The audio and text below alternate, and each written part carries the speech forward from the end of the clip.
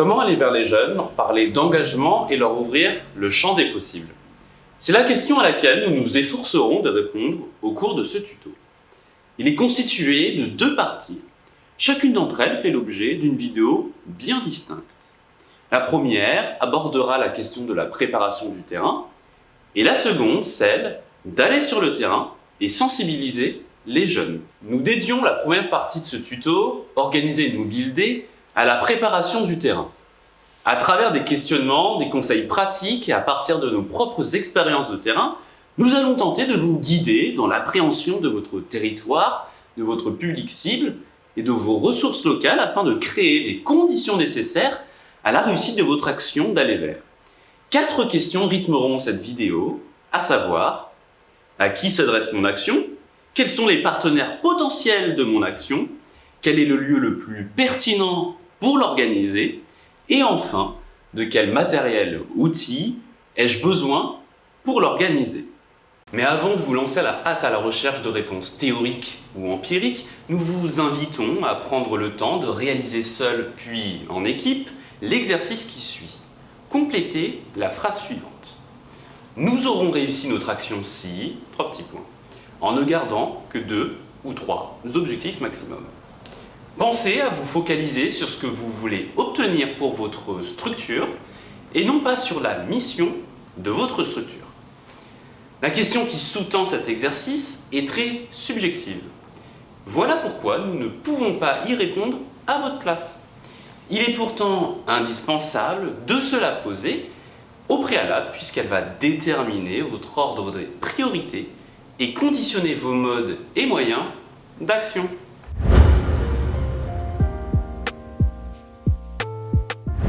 Étape 1. Définir le ou les publics cibles. Tout d'abord, posez-vous la question: à quel public s'adresse mon action? Nous, à la Maison des Volontaires, nous nous adressons à tous les jeunes, dans leur diversité, et notre mission est de rendre le volontariat, la mobilité et toutes les formes d'engagement accessibles à ces jeunes. Notre approche est inclusive, elle est aussi collaborative car c'est ensemble, jeunes et acteurs jeunesse, que nous allons définir et trouver le projet qui conviendra le mieux aux jeunes. Nous nous adressons donc à tous les jeunes de 16 à 30 ans, quel que soit leur profil, leur situation. Cependant, on construira l'action de manière différente selon si on s'adresse à des jeunes scolarisés lycéens, des étudiants, des jeunes en formation ou en apprentissage, à des jeunes sortis du système scolaire et suivis par une structure socio-éducative, à des jeunes sortis du système scolaire mais qui ne sont ni en emploi, ni en formation et non suivis, à des mineurs isolés ou encore de jeunes en situation de handicap. Donc posez-vous la question: à qui s'adresse mon action?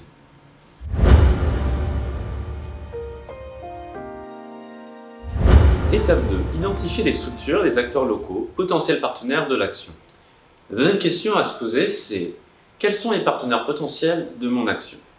L'objectif est d'identifier l'ensemble des acteurs qui, sur votre territoire, sont en prise directe avec votre public cible. L'idée étant de mutualiser les connaissances et les compétences de chacun des acteurs pour optimiser la réussite de l'action. Passez en revue tous les acteurs qui ont un lien étroit avec le jeune. Il peut s'agir par exemple d'un entraîneur sportif, d'une éducatrice, d'un animateur, d'une assistante sociale, d'une conseillère d'orientation, d'un conseiller de mission locale, d'une psychologue. Souvent, ces acteurs sont issus d'une structure, une maison des ados, un EPID, une MJC, un centre social, une maison de quartier, un club sportif, un IME, une mission locale ou même un local associatif. Ce qui nous semble intéressant ici, c'est que toutes ces structures ont une mission et un champ d'intervention bien particulier. De plus, tous ces acteurs ont des connaissances et des compétences spécifiques et complémentaires. Et ce sont ces spécificités, cette complémentarité des savoirs que l'on va aller chercher pour optimiser les chances d'atteindre notre objectif, de repérer, aller vers et parler engagement aux jeunes. Prenons un exemple. Votre public cible, c'est les jeunes sortis du système scolaire qui ne sont ni en emploi, ni en formation et non accompagnés par une structure socio-éducative. Pensez donc à élargir le spectre des acteurs à mobiliser car, ne l'oublions pas, les jeunes les plus éloignés ou en rupture souvent ne fréquentent aucune structure et n'ont de lien avec aucun acteur jeunesse du territoire. En revanche, ils peuvent être présents et actifs sur les réseaux sociaux ou sur les sites de jeux vidéo en ligne. Pensez alors à vous rapprocher d'acteurs du type Promeneurs du Net ou Simplon.co qui mènent des actions de repérage sur les internets. Ces acteurs pourraient être utiles à un moment ou à un autre du projet, notamment sur le volet communication. Certains jeunes parmi les plus éloignés ne fréquentent pas les structures, n'ont plus de lien avec les acteurs jeunesse locaux, ne jouent pas aux jeux vidéo et ne sont pas ou peu présents sur les réseaux. Mais il arrive qu'ils aient des parents, et même parfois des parents soucieux de cette structure. Les parents sont parfois les seuls adultes à avoir encore un lien avec le jeune, même s'il peut être très distendu. Ici, les acteurs qui nous semblent pertinents de mobiliser, ce sont les animateurs des centres sociaux, qui peuvent être des relais d'information auprès des parents qui fréquentent leur structure. En conclusion, c'est cette dynamique de travail en réseau avec l'ensemble des acteurs qui va permettre de mieux connaître et de mieux appréhender le public cible et ses spécificités, de bien identifier les compétences et les ressources disponibles et mobilisables, de bien répartir les rôles de chacun des acteurs, ainsi que la charge de travail et, in fine, de donner de la lisibilité et de la pérennité à l'action. Et c'est bien une action lisible et pérenne pour les acteurs, mais aussi pour les jeunes, que nous cherchons à mettre en place. Elle s'inscrit dans une logique de parcours, en plusieurs étapes, où chacun à un moment ou à un autre a un rôle à jouer. Alors encore une fois, posez-vous la question suivante. Quels sont les partenaires nécessaires à la réussite de mon action ?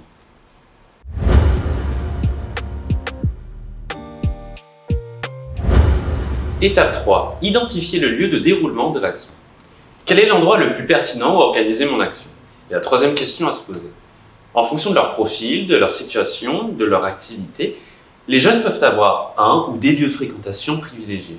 Situés en extérieur ou en intérieur, ces lieux peuvent également être fréquentés par différents types de jeunes en fonction du jour, de l'horaire ou de l'activité qui s'y déroule. Par exemple, un stade peut être fréquenté par des étudiants la journée et le soir par un public beaucoup plus mixte. Pour bien situer les lieux et espaces fréquentés par un public, ici encore, le travail partenarial est indispensable, car chaque acteur peut donner une indication sur le lieu, le moment ou le motif pour lequel le jeune fréquente sa structure ou tel endroit de la ville. Pour bien identifier le lieu, mais aussi la période à laquelle il serait le plus propice d'intervenir, il y a 4 questions à se poser et quelques points de vigilance à observer. Les 4 questions sont: quels sont les lieux fréquentés par ce public, hall ou pied d'immeuble, parc, parvis, stade, etc. À quel moment sont-ils fréquentés par ces jeunes ? Est-ce que je peux être introduit, être accompagné, voire co-organiser mon action avec un acteur local qui connaît bien le lieu et le public ? Et enfin, y a-t-il prochainement un grand événement dans la ville, le quartier, comme un concert, un tournoi sportif, un événement culturel ou tout autre événement qui me permettrait de toucher ce public et d'y greffer mon action ? Quoi qu'il advienne, si vous faites le choix d'une action en extérieur, renseignez-vous auprès de vos partenaires ou en mairie pour savoir si vous devez faire une déclaration en préfecture et obtenir une autorisation pour vous installer sur le lieu ou les lieux identifiés. Inutile de se plier à cet exercice si vous décidez de faire une action en itinérance, en mode maraude, sans port d'attache. Les points de vigilance à observer concernant la période à laquelle organiser l'action sont l'horaire tout d'abord, car je dois être prêt à adapter mes horaires et à prévoir de mener l'action le week-end ou en soirée. Inutile de se pointer à la sortie d'un centre commercial un jeudi matin à 10h. Vous aurez peu de chance d'y croiser votre public, sauf si un rappeur très connu vient dédicacer son dernier EP à la Fnac. La météo, pluie, neige, grand froid ou canicule ne sont pas propices à l'organisation d'une action en extérieur. Ça tombe bien, nous vivons dans une zone au climat tempéré. Ça vous laisse donc pas mal d'occasions d'organiser votre action, même si j'en conviens, avec le réchauffement climatique, il n'y a plus de saison pour la bonne dame. Quoi qu'il en soit, on peut toujours organiser une action d'aller vers en intérieur, hall d'immeuble, stade, centre commercial, maison de quartier, etc. Les périodes de fêtes religieuses fériées ou non, comme le lundi de Pâques, le Ramadan, Noël, ne sont pas idéales. Les jours ou les soirs de grands événements sportifs, comme les grands matchs de foot, sont à éviter. Les périodes de congés scolaires sont à prendre en compte. En fonction des publics, ça peut être de bonnes périodes, tout particulièrement les congés d'été. Enfin, les périodes de tension dans le quartier ne sont pas les plus propices à l'organisation de ce type d'action. Petit zoom sur la période. Le choix de la période à laquelle vous organiserez votre action se fera aussi en fonction de votre public cible et des programmes d'engagement sur lesquels vous voulez mettre l'accent. Si vous souhaitez mettre l'accent sur les chantiers internationaux de jeunes, les CES court terme, les échanges de jeunes ou le VVSI, c'est-à-dire les programmes court terme, alors vous organiserez votre action entre le printemps et l'été. Si vous voulez en revanche sensibiliser les jeunes au service civique en France ou à l'international, au CES et à l'ensemble des programmes longs, alors la période de la rentrée de septembre à octobre nous paraît être la bonne, car c'est la période où il y a le plus d'offres et où les jeunes cherchent un projet. Le début d'année calendaire, autour de janvier-février, et qui correspond à la fin du premier semestre pour les étudiants, est aussi une période appropriée pour ce public. Attention toutefois, pour certains programmes, CES long terme ou le VVSI, plusieurs mois sont nécessaires au montage du projet.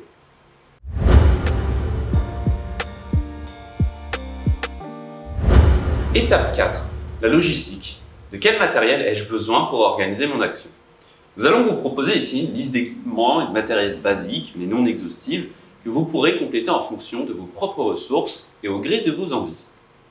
Ce qui nous paraît essentiel à retenir, c'est que la logistique d'une action d'aller vert doit être simple, mobile, légère et modulable. L'action doit pouvoir se déployer et se replier facilement.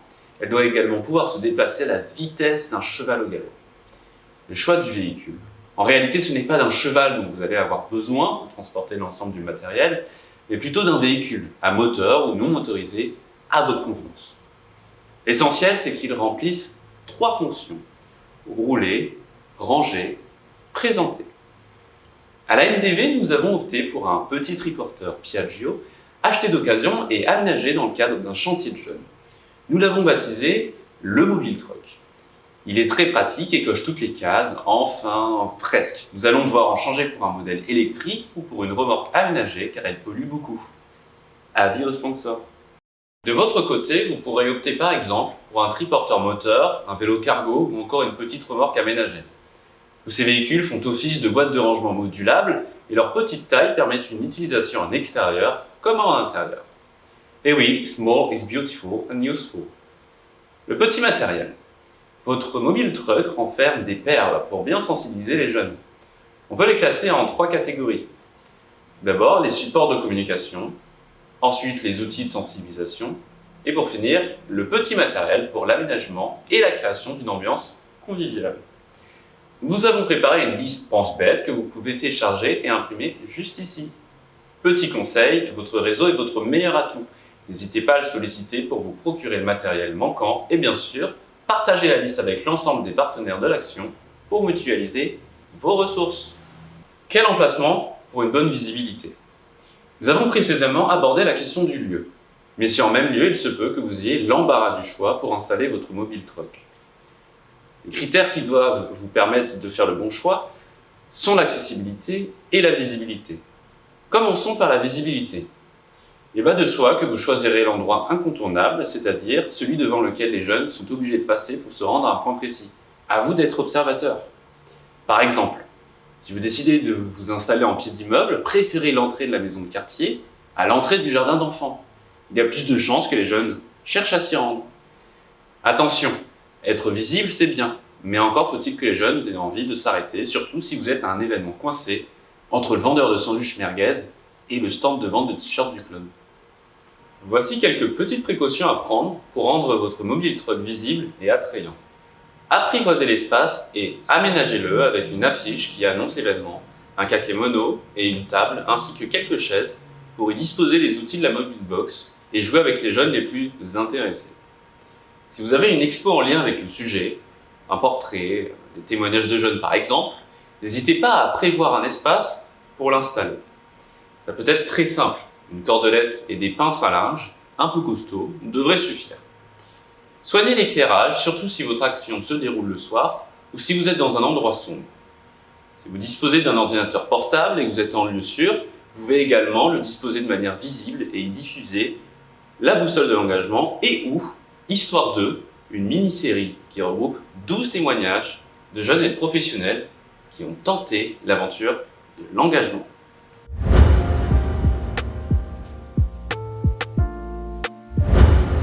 Étape 5. La communication. Définir sa cible. À qui s'adresse mon message est la question à laquelle vous allez devoir répondre pour vous assurer une communication efficace qui utilisera les bons mots, verbatim, punchlines, mais aussi les bons modes de diffusion pour atteindre votre cible. En effet, vous ne formulerez pas votre message ni ne le diffuserez de la même manière si vous souhaitez annoncer l'événement aux jeunes de votre ville, de votre quartier ou si vous souhaitez y convier des acteurs locaux. Petit conseil, pour produire un contenu percutant, aidez-vous de la règle des 5 W. when, what, who, where et what for.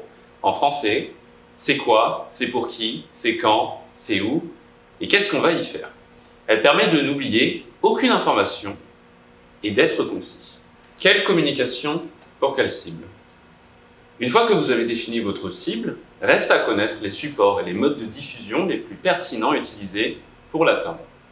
Si votre cible est un public jeune, alors votre communication passera essentiellement, mais pas exclusivement, par les réseaux sociaux. Et non, le digital ne fait pas tout. Le bouche à oreille et des affiches bien situées avec un visuel attractif permettent aussi de faire connaître l'événement. Vous l'aurez donc compris, idéalement, pour que le message passe bien, vous multiplierez les modes de diffusion. Alors voici quelques petits conseils à suivre pour être sûr de toucher votre public cible. Pour communiquer auprès des jeunes sur les réseaux sociaux, privilégiez Snapchat et Instagram. Et pour être certain que votre événement soit visible, trouvez-lui un nom, un slogan ou un hashtag et partagez-le à l'ensemble de vos partenaires. Le saviez-vous? La vidéo est le format le plus regardé par les jeunes. Et ça tombe bien, Snap et Insta se prêtent bien à l'image, alors préférez des photos ou des vidéos aux longs textes ennuyeux. Pour communiquer auprès des acteurs locaux, acteurs de terrain ou acteurs institutionnels, préférez LinkedIn, Twitter ou Facebook. Et pour diffuser l'info au grand public, n'hésitez pas à utiliser les différents supports de votre ville, journal local, newsletter et panneaux lumineux s'ils existent.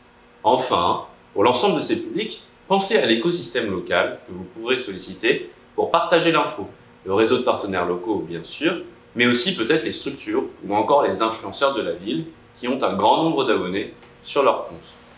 Quel est le meilleur moment pour communiquer? Pour une communication officielle utilisant les supports de la ville, renseignez-vous auprès du service communication. Soyez vigilants, pour les mensuels, parfois un délai de 4 semaines avant l'apparition du journal peut être nécessaire. Concernant les réseaux sociaux, le timing idéal pour diffuser vos posts s'échelonne sur 15 jours, avec l'intervalle suivant. J-14, puis J-7, J-3 et enfin la veille, c'est un minimum. Petit conseil, en amont, pensez à vous abonner aux réseaux sociaux de vos partenaires locaux. Relayez leurs posts et taguez-les quand vous mettez du contenu sur leur page. C'est un échange de bons procédés qui vous permettra de démultiplier l'impact. Le jour J, partagez des photos et des vidéos de l'événement, notamment en créant des stories Instagram ou Snapchat. Pour vous faciliter la tâche, la MDB vous a préparé un kit de communication disponible juste ici.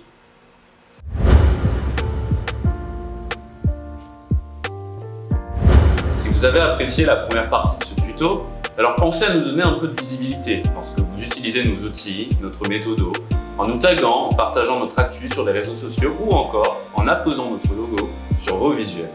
Car oui, à la Maison des Volontaires, on aime partager notre travail avec d'autres acteurs. On est aussi très attaché à l'idée que les jeunes et les partenaires connaissent nos actions et nos combats pour ouvrir le champ des possibles et rendre les programmes d'engagement accessibles à tous les jeunes.